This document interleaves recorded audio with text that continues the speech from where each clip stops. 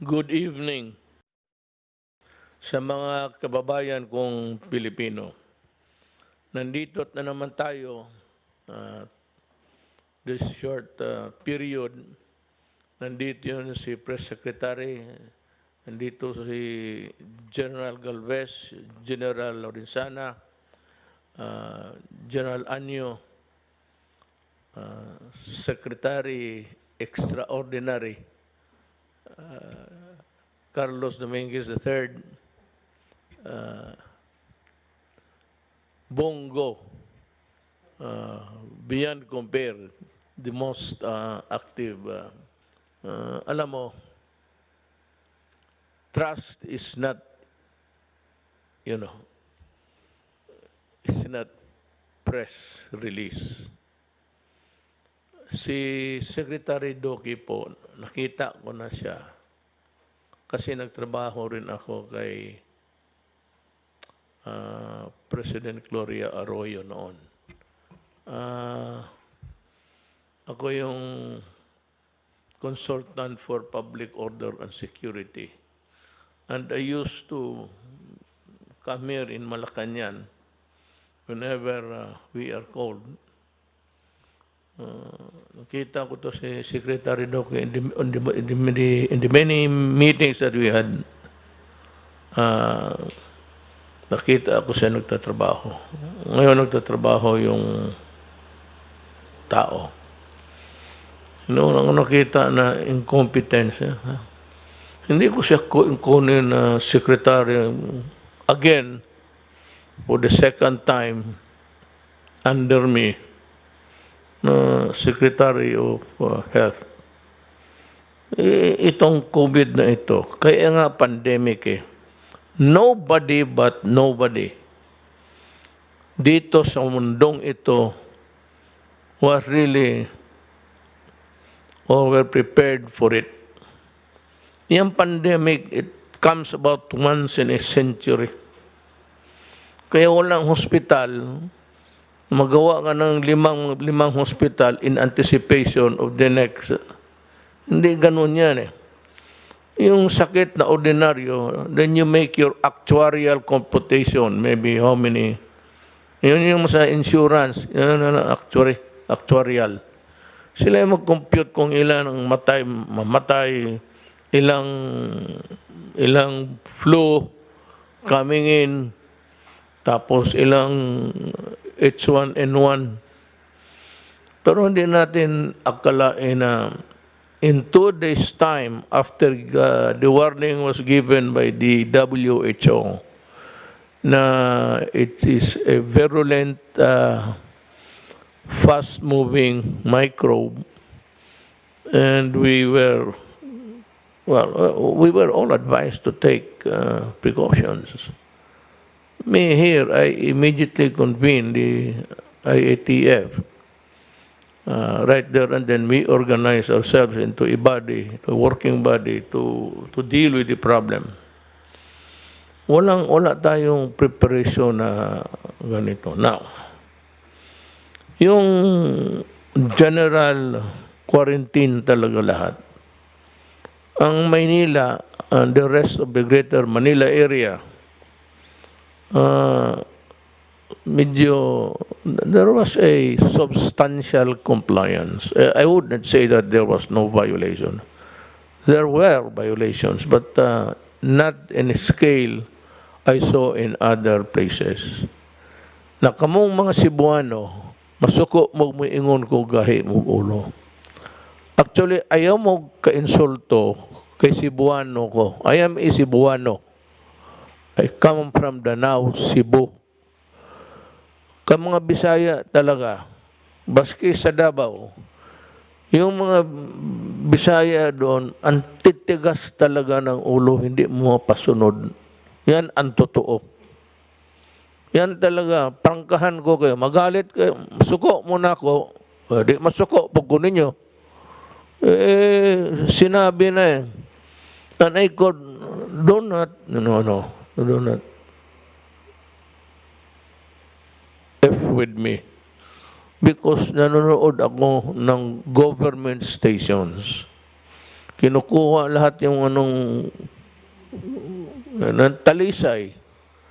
Talisay was like a marketplace every day. Nagiinuman ka dyan, nagsusugal. Almost nonchalant of the dangers that were lurking around. Ayaw ninyong maniwala. Ngayon kita, bakit marami? Well, one of the reasons, really, I would say, even without consulting the body, because you did not follow rules. Hindi ganun karami yan. You have the highest. Cebu is now the hotspot for COVID. Bakit? Wala mong sunod eh. Marami sa inyo hindi sumunod. Kaya huwag ninyo akong magalit-galit kayo sa akin. Look, I am here to run government. I'm not here to stay forever. As a matter of fact, I am on my last 2 years. God, you better shape up. I would not. Hindi ako man kasi Bisaya tayo that you'll have a special place in this. Tingnan mo nangyari now you have a total of 37,514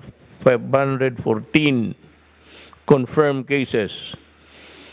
The last 2 days, ito na yung may tests, 858. Sa bagay, ang recoveries, baka karamihan ito Bisaya rin kasi hindi tumatalab yung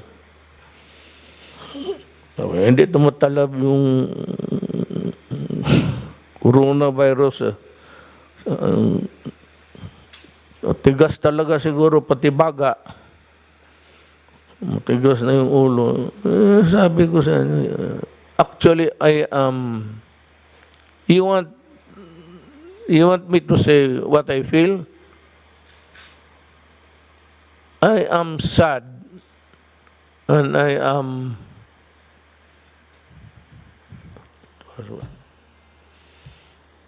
para akong nawalaan ng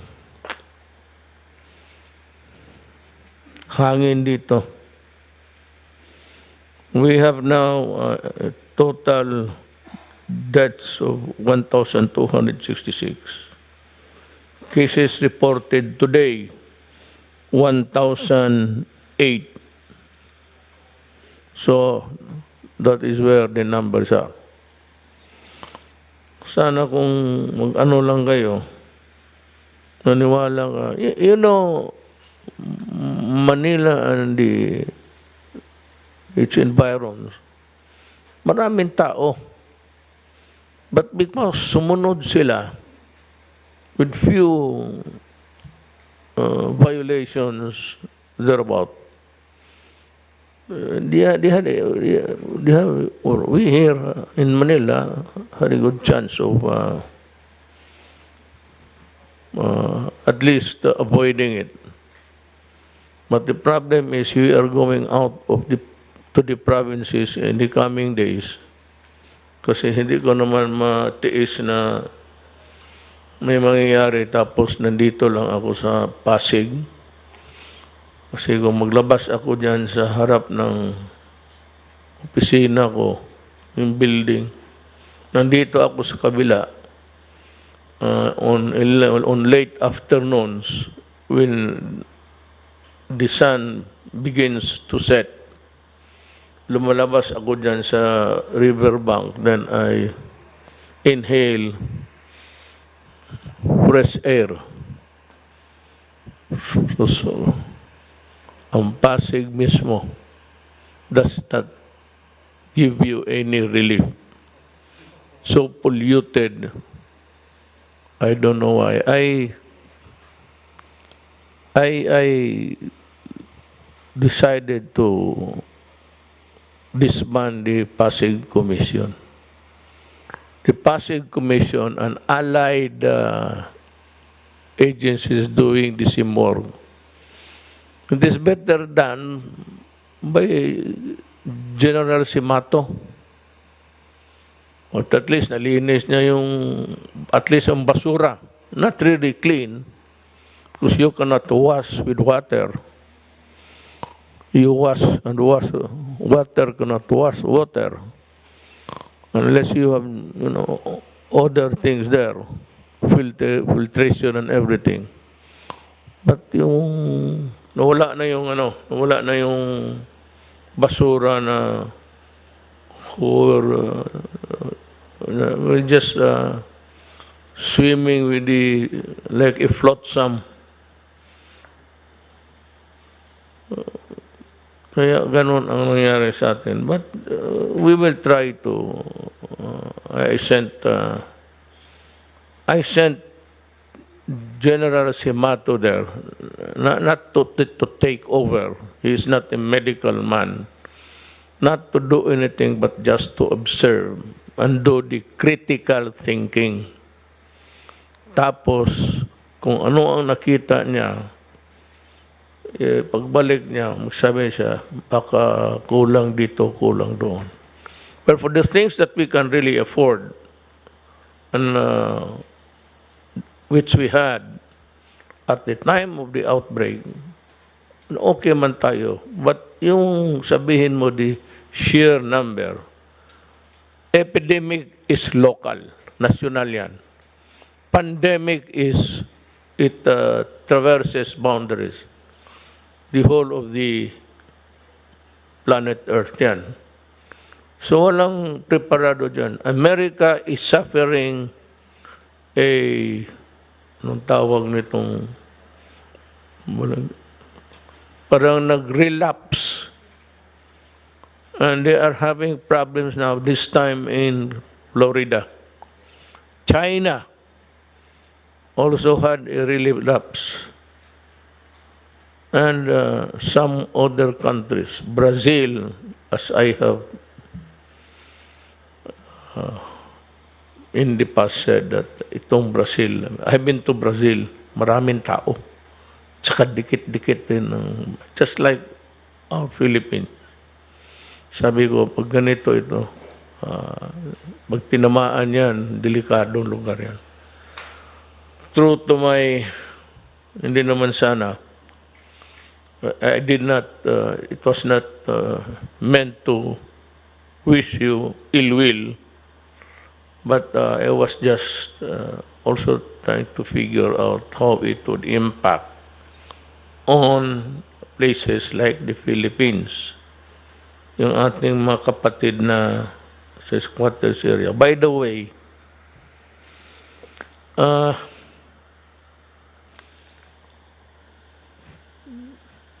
yung nakita ko sa newspaper kahapon, yung mga gustong umuwi, naghihintay sila ng sarili nilang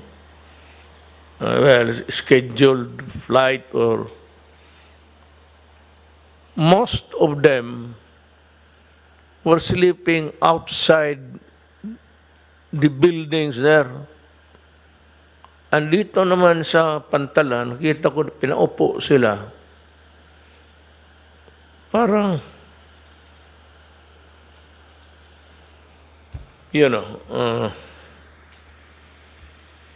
as I said, our job is to, I am now addressing the body. But that is really intended for all. Most of the mga probinsyano natatakot na magpunta ng airport. Hindi kasi hindi alam kung anong gawin. So, itong airport police, saluin nila, then i-check ninyo, tulungan ninyo, at hanapan ninyo ng upuan. This Naya, I have not been there for some time. Itong Naya, yung ginagamit ng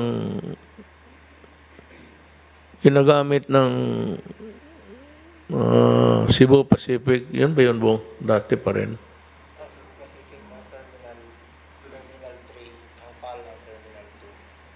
Yeah, yung ginagamit noon, yun pa ba rin yun? Yung sumasakay ako. Alam mo, I'd like to call the attention of Secretary Tugadi. Art, alam mo yung airport na yan, kung sino nag-design na yan, gago. Bihin mo sa kanya, walang upuan. Iilan lang ang upuan pagka ang mga flights nagpatong, yung iba nakatindig sa. And what's really worse is that merong restaurant dyan sa labas na malaki.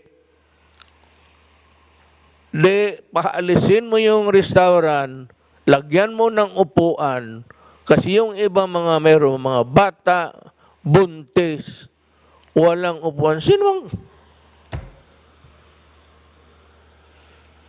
Mabuti, nasabi ko, finally, I was once upon a time a mayor and I used to use that exit there, egress going home.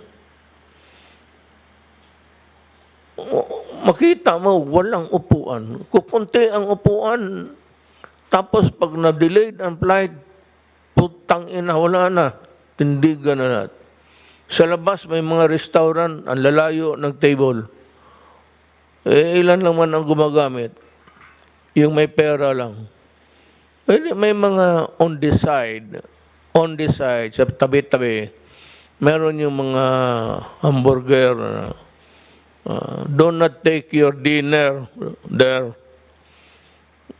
Hamburger na lang kayo at magpupo kayo dyan sa buwan. O punuin ninyo yung upuan hanggang doon sa dulo ng departure. Kung wala there's no other space, hanggang doon sa departure, yung arrival. Kawawa yung tao. This is a classic case of government. And I must admit, inabot ko ang problema. O di, kasali ako. I'm not washing my hands. This is a failure of government neglect or simply not using. Sino ang gumawa niyan? Maglakad ka pa. It's about 1 kilometer actually. If you make the right turn, if the flights for domestic is right, pagpasok mo. 1 kilometro yan. Art, lagyan mo ng silya lahat yan. Yung restaurant dyan, kung ma-terminate mo contracts, terminate them because I need them to seat the passengers waiting. Nandyan lahat eh. Ang pal nga, sa punong-puno, maraming tumitindig. The whole of the Naya 2, yung Naya 1, luma, yung 2, so, ganito na lang. Wala na masyadong gumagamit ng Naya 1. Doon mo na lang pahintayin yung iba. O they can check in there. Tapos, may sakyan man yan. Doon lang sila, when the flight is called for the departure, dalhin na lang sila ng mga tagdo. RTO provide the bus. Kasi I do not think that we are really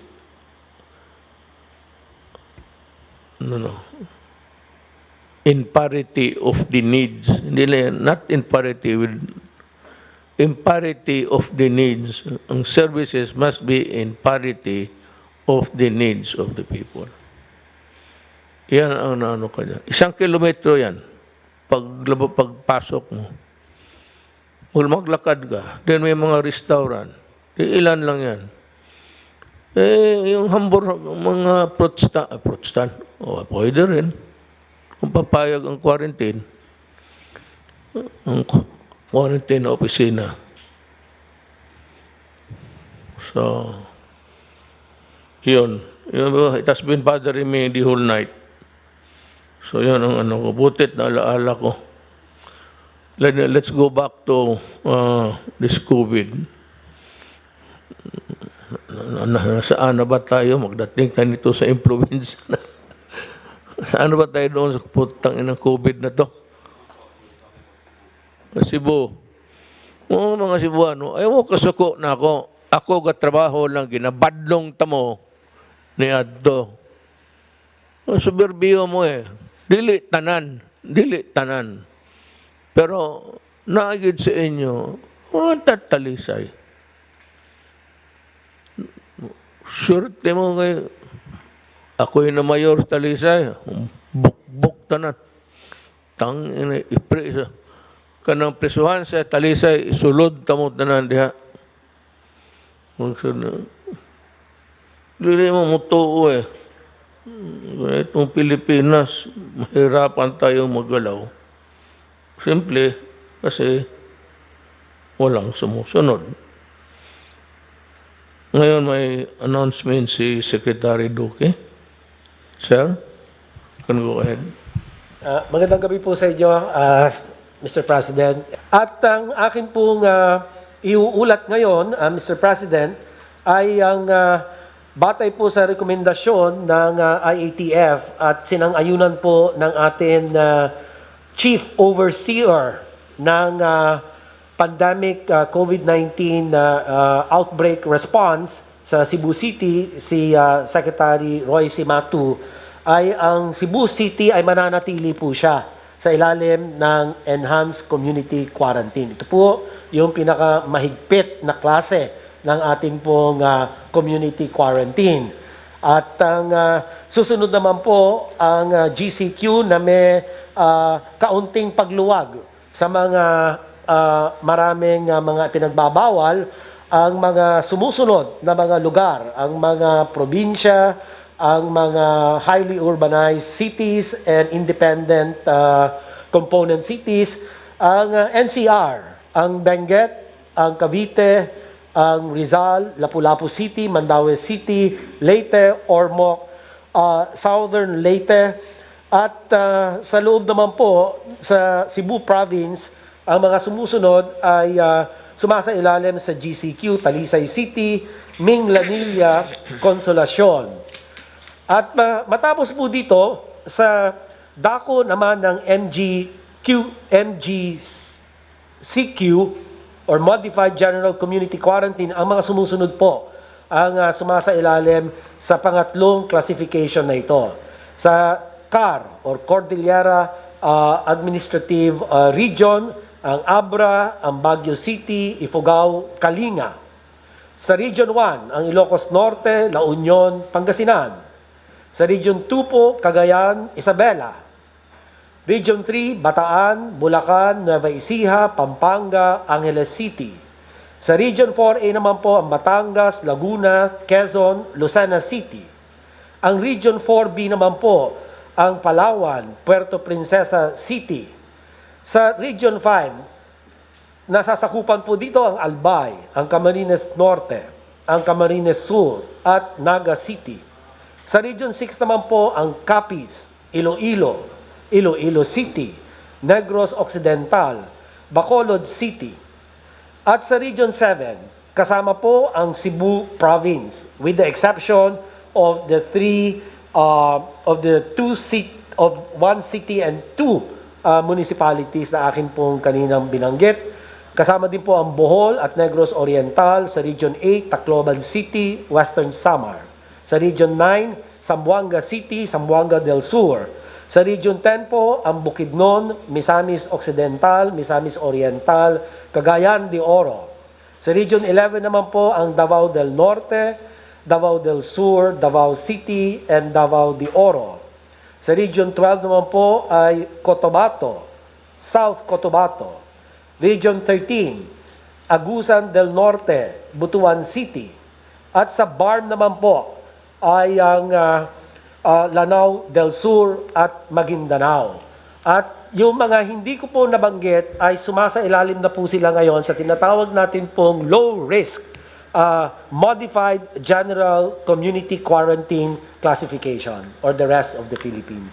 So ito lang po ang akin na unang bahagi po ng aking pag-uulat at ang susunod naman po ay patungkol naman sa atin pong COVID-19 updates. With your permission, Mr. President, ay tutuloy ko lang po yung ikalawang bahagi ng akin pong report. Yes, sir.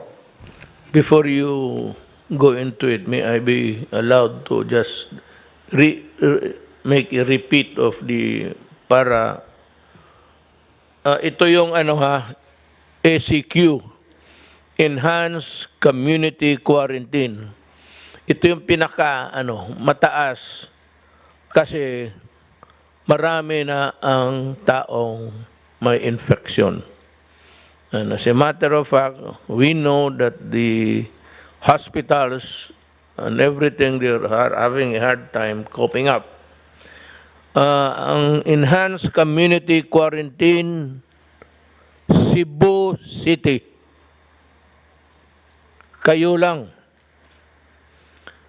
Ang general community quarantine, this is with di masyado, is the National Capital Region, Benguet, Cavite, Rizal, Lapu-Lapu City, Mandawi City, Leyte, Ormoc, Southern Leyte.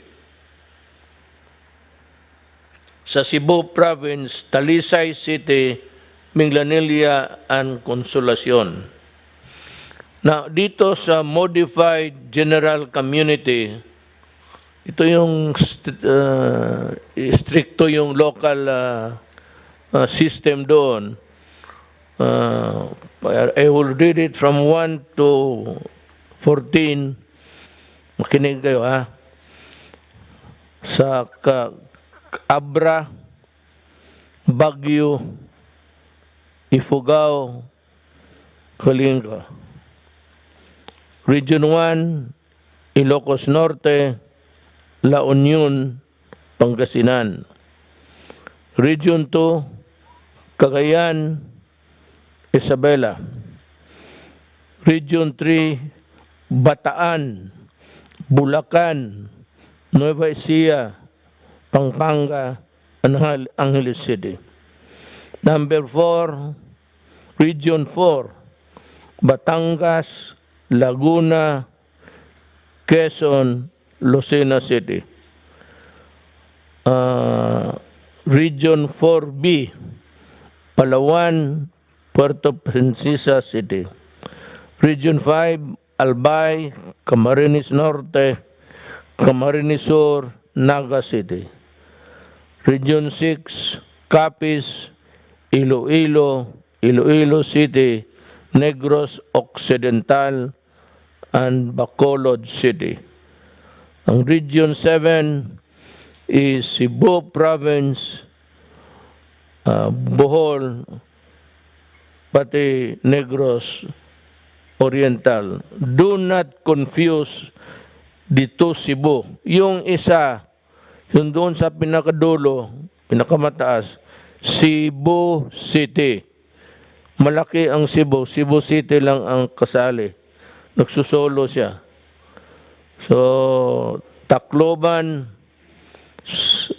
Zamboanga, Bukidnon, Davao del Norte, Davao del Sur, Davao City, Davao de Oro. And Region 12 is Cotabato and South Cotabato. Region 13, which is really sa Caraga ito, Agusan del Norte at Butuan lang. Ang Sabarn, Lanao del Sur and Maguindanao. Ngayon, dito sa panghuli, yung Modified General Community Quarantine, that this applies for the rest of the country. Claro, you can take. Maraming salamat po, Mr. President. Secretary Sani Dominguez is here to discuss with us how to open up the economy and balance our health and economic objectives. Thank you, Mr. President. The Philippines came in with a strong economic fundamentals to address the pandemic. Number one, our growth has been 6.6 on the average, 6.6% per year on the average from 2016 to 2019. It was supposed to be an upper middle income country by this year, prior to COVID-19, but we won't make it. Low to stable inflation. The inflation from 2016 to 2019 has been about 3% on the average, which is exactly where we are predicting, where we wanted it. We were in a strong fiscal position. We had the highest revenue and lowest debt as a percentage of GDP. The the Build infrastructure program doubled as a share of GDP compared to the past 5 decades. We averaged 4.5% of GDP in 2019. On the average was only about 2% for 50 years of GDP. That's spending on infrastructure. We had the highest credit rating ever. We got BBB plus, and in one rating agency, the Japanese rating agency, we are actually A minus. We had the lowest unemployment of 5.3% and underemployment of 14.8% in January of 2020, and the lowest poverty incidence of 16.7% ever in the Philippines, starting on 2018. So you promised when you came into office that we would lift 6 million people out of poverty by 2022. We achieved that in 2018. Our poverty rate when you came in was 23.5%, and by 2018 it was 16.7%. And the dotted lines are what we were projecting. So we have to face the new reality. The reality today is that the virus is not going to go away, and we will have to live with it for a long period of time. So far, that's the story, Mr. President, and I really believe we really should begin opening. You know, you put NCR, Calabar zone, that is where the economy is based. About 60% or 67% of our economy is based on that area. That should move more to the MGCQ as quickly as possible because people have to start working. Of course, for me, if we should monitor it on maybe on a barangay level, and if you know the cases go up, just close it down. But do it on a place to place, and do it also on a company to company basis. So if the company has a big spike, close them down also. Thank you, Sani. Salamat. So, mga kababayan ko, we made this program for you on a regular basis, explaining to you the wherewithals and all of how government is responding to the crisis and how it has also eaten up a lot of over money in the economy. So, alam ninyo, dublado ito. Now, the only thing that can really prevent it is to stop COVID or minimize COVID. Huwag na lang sana na madagdagan. And the answer is really up to you. Kung gusto mo magkasakit, lumabas ka. I do not think that I would like the idea of you being picked up and detained for just going out when it is prohibited. It's just a matter of fancy or If it is really an emergency, the law enforcement will understand it. Pero kayo mismo, simple lang ang hinihingi ng gobyerno. Kung maari lang, lalo na sa mga matatanda, wag na ho kayo munang lumabas. Nakita namin na yung mga bata, there's a low rate of young people being infected. Maybe it has something to do with really the constitution of the body. Kagaya namin, sa itong table na ito, wala na masyadong stable ito. Pag nadapuan kami niyan, finish, no more. So, wala na tayong program, ibang format na naman kung saan. Pero hindi na ako. Ang hinihingi lang namin is buhayin mo sarili mo. At ikaw lang ang makagawa niyan.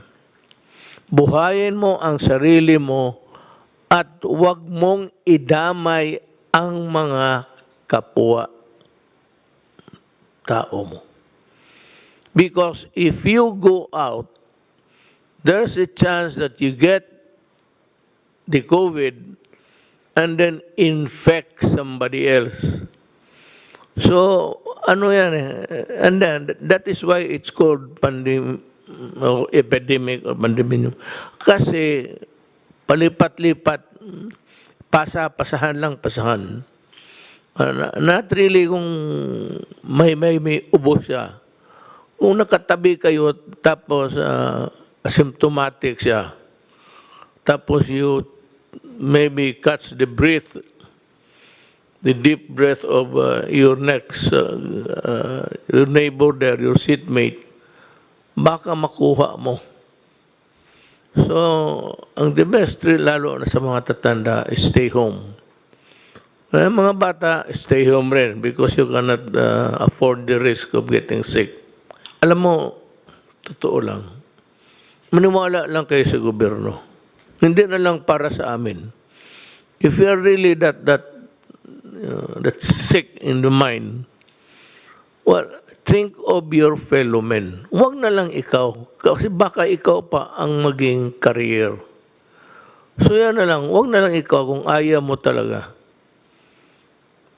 So yan, stay healthy, tapos avoid crowded places, observe the distance rule. Important, at least 1 meter. Wala na masyadong malapit. 1 meter would be, alam mo, medyo okay na. Kung hindi mo talaga, if you cannot go as far as possible, I think 1 meter away. Pag nag-ubo, tumalikod ka lang. Huwag kang lumapit o umalis ka kaagad. Because then the microbes would be flying in the air and you're bound to get it. May isa dito na madalas akong makatanggap ng complaint. You better shape up. But I'd like you to know that I am ordering now, because the CIDG is listening, and the NBI to investigate you, at ang BIR to look into your finances.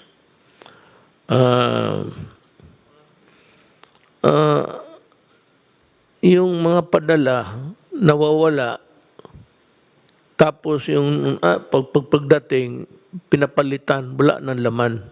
I am not condemning you now. I am not also insinuating that you are liable or guilty of doing it. It would depend greatly on what is the result of the investigation. JNT po, sir. JNT. JMP. JNT, sir. JMP. T, sir. T. Tango, sir. Ah, JNT. GMT. Itong GMT, yung nakita nyo sa TV, yung tinatapon nila yung waste na ng mga basag-basag dyan, mga spoiled or yung kinunan o pinalitan, baka, masyadong marami. Kaya mga Pilipino tuloy, pag magpadala gamitin GMT, trusting that itong mga bagay na ito darating, ang gumagamit pa naman mga ganun, yung mahirap. May padala. It's not really one or two incidents na tinapon ninyo. Hindi masyado yung sa the handling of the cargo. It's the lost cargo or cargo na pinalitan ninyo. As a courier, a company registered as a courier, I would like to, because of the so many complaints, but I will close you down. Sigurado yan, sasarahan talaga kita, whether you like it or not, after the CIDJ and the NBI would finish their investigation and would point a liability sa inyo. Siguraduhin lang ninyo. And yung lahat naman na may reklamo, go to the nearest, punta kayo sa police, hanapin ninyo yung merong opisina yan ng nakakalat yan. Police agency yan. Sabihin ninyo paturo kayo, then file the complaint there, ang inyong affidavit. At tapos tignan ko, if I'm satisfied na medyo may kalukuhan, sisirahan ko kayo. And I will file charges also. Yan lang siguro, mga kababayan ko. And I said I have brought out the things that are needed to be known today, and I will continue to call the attention of anyone or yung kompanya mo, if you are not in parity with what you say in public. Yung warranty mo sa public, yung courier na your cargo will arrive safe and sound. Better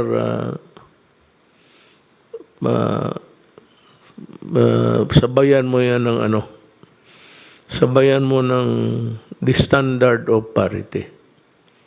Anong sabihin mo, yun. Kung hindi kayo kontento, magsumbong kayo.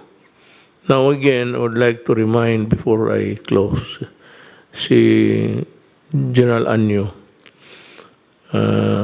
to gather all na naghihintay ng na walang matulugan, walang matirahan, at nandyan sa labas ng NAIA or whatever sa airport, you will be transported to a place. I will pay. You just bill me. Pati pagkain. Hindi naman pagkain na maghanap lang ng yung mga karinderya dyan kasi baka budget magreklamo. Huwag kayo magkain ng mahal-mahal kay hindi panahon na ito ngayon. We are in a crisis and let us keep our senses close to the ground. So, maraming salamat sa pagkinig ninyo, and I'd like to thank the people here who spent almost so many hours just listening and giving you the proper advice. Salamat po.